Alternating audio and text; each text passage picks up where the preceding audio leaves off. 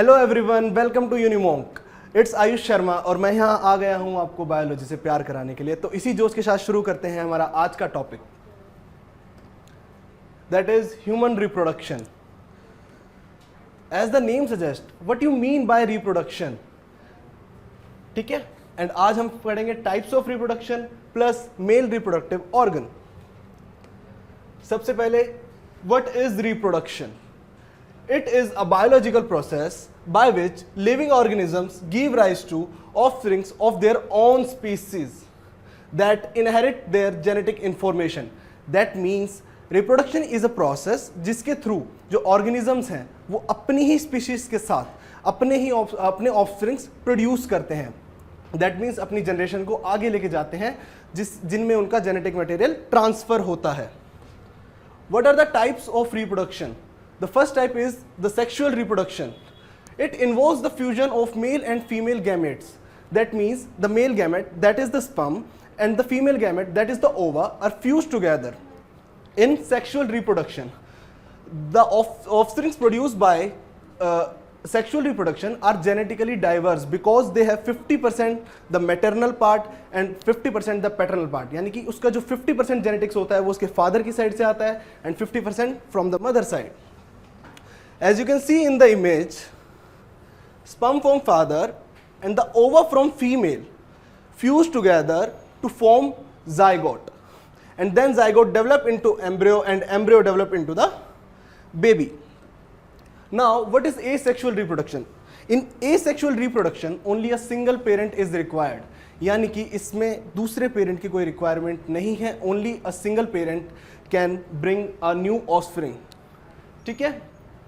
In asexual reproduction, only single parent give rise to the offspring.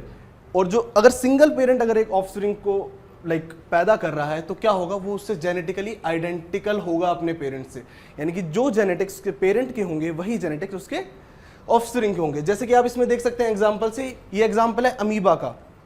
सबसे पहले division start हुआ, that nucleus divide हुआ, ठीक है, that is karyogenesis. The division of nucleus is known as karyogenesis. After karyogenesis, the cytoplasmic boundaries start dividing. That is known as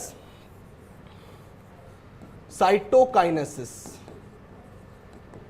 ठीक है, जहां cytoplasm divide होगा वो साइटोकाइनेसिस है, एंड जब हमारा न्यूक्लियस डिवाइड हो रहा है that is kinogenesis, karyogenesis, sorry. This is asexual reproduction. Now we come to our topic, that is the male reproductive organ.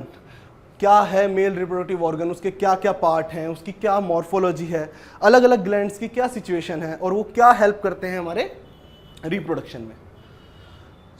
सबसे पहले बेसिक से स्टार्ट करते हैं, दैट इज योर स्कॉटम। ठीक है, scrotum is a pouch like organ that is placed outside the abdominal cavity. ये हमारी abdominal cavity से आउटसाइड प्लेस होता है। क्यों? To maintain the temperature of testis 2 to 3 degree Celsius less than the body temperature. अब इतना temperature क्यों इसमें लेस किया जाता है? Because this temperature is the ideal temperature for formation of sperm. ठीक है, and one more thing, we use the term spermatogenesis for the formation of sperm.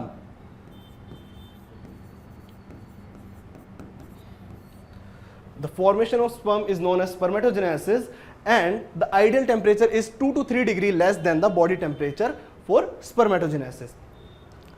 Now we come to the testes. These are placed inside the scrotum and produce sperm. After testes, we have this a bulge like part that is known as the epididymis. ठीक है, epididymis is the part of vas deferens जिसके अंदर क्या होता है, release से पहले sperms store होते हैं। ठीक है, आफ्टर epididymis ये जाते हैं हमारी vas deferens के अंदर। फ्रॉम vas deferens ये हमारे जाते हैं यहाँ से सीधा हमारी यूरेथ्रल ओरिफिस से, and then from the glans penis it ejaculate out from the penis. अब इसमें दो सबसे इंपॉर्टेंट चीजें हैं। पहली, ग्लैंड्स,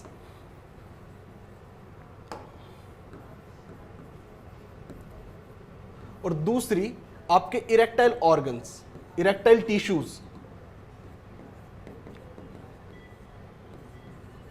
ठीक है, तो सबसे पहले हम इधर देखेंगे, हमें 3 ग्लैंड्स इधर दिखाई देंगी। सबसे पहली seminal vesicle, then prostate and then the bulbourethral gland. These are the 3 secretory glands in the male reproductive organ. And as I mentioned, the vas deferens and epididymis. अब इन 3 ग्लैंड्स के फंक्शन क्या क्या होते हैं इसको एक बार हम डिटेल में पढ़ लेते हैं। सबसे पहली होती है हमारी प्रोस्ट्रेट।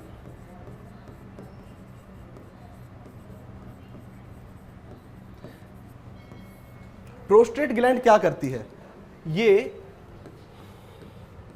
प्रोस्टिक फ्लूइड्स को सिक्रीट करती है। एंड प्रोस्टिक फ्लूइड्स क्या करते हैं? हमारे जो स्पर्म है इसकी मोटिलिटी को इंक्रीज करते हैं, यानी कि जो मूवमेंट ऑफ स्पर्म है उसको इंक्रीज करते हैं। ठीक है, प्लस स्पर्म की वायबिलिटी को मेंटेन करते हैं। ठीक है, second gland is the seminal vesicle gland.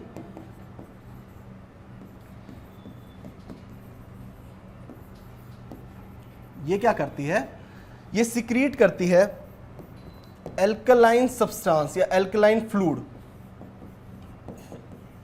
This alkaline fluid helps in neutralising the pH, the acidic pH of female reproductive organ। ठीक है, ये एसिडिक पीएच को न्यूट्रलाइज करती है ताकि स्पर्म इजीली मूव कर सके और उसकी वाइबिलिटी मेंटेन रहे। Seminal vesicle. And the third is the bulbourethral.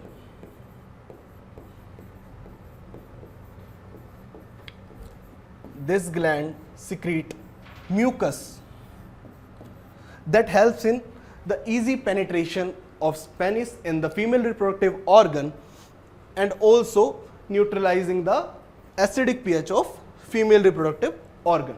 So these are the main functions of these glands in the process of reproduction. Now we will go on a deep view of male reproductive organ. उसके सभी parts को जानेंगे, उनकी placement check करेंगे and sperm की movement कैसे होती है उसको देखेंगे।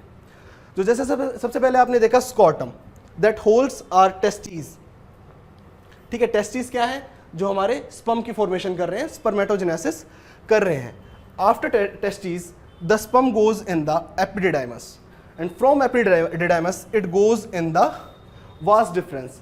एंड जैसे ये वास डिफरेंस में आगे मूव करता है, इस वास डिफरेंस को हम एक और चीज कहते हैं, that is the sperm duct. ठीक है, बिकॉज ट्रांसफर ऑफ स्पर्म में हेल्प कर रही है तो इसलिए स्पर्म डक्ट कहेंगे।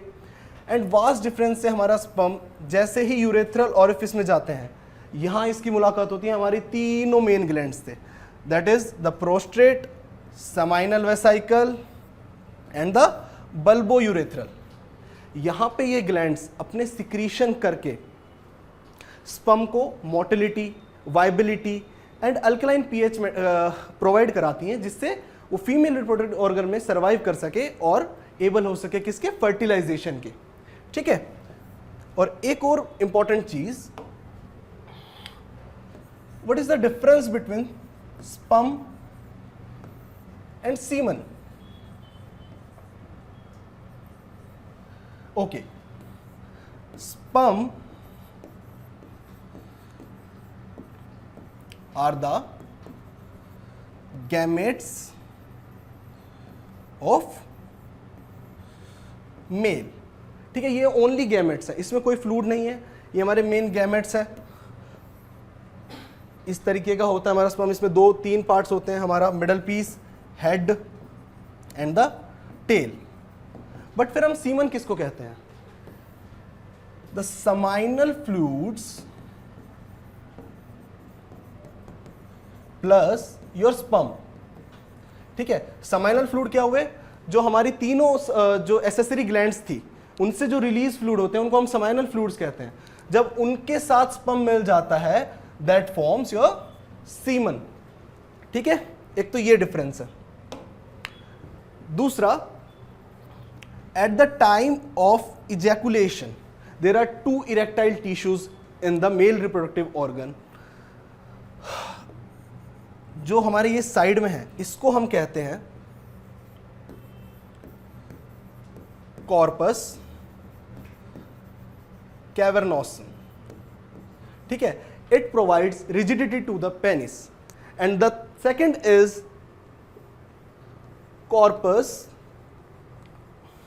Spongiosum, that is this. ये नीचे की साइड को लाई करता है एंड इरेक्टाइल टिश्यू है हमारे मेल रिप्रोडक्टिव ऑर्गन का. ठीक है, तो समझ में आया कि कैसे हमारा स्पर्म टेस्टीज में फॉर्म होता है through the process of spermatogenesis and from epididymis वास deferens and the secretion of the seminal glands it forms semen and goes out in the female reproductive organ and cause the process of fertilization that results in the formation of a new offspring. ठीक है, तो इसी के साथ हमारा ये आज का लेक्चर समाप्त करते हैं. आशा है आप सभी को लेक्चर पसंद आया होगा. Please like, share and subscribe Unimonk. Thank you.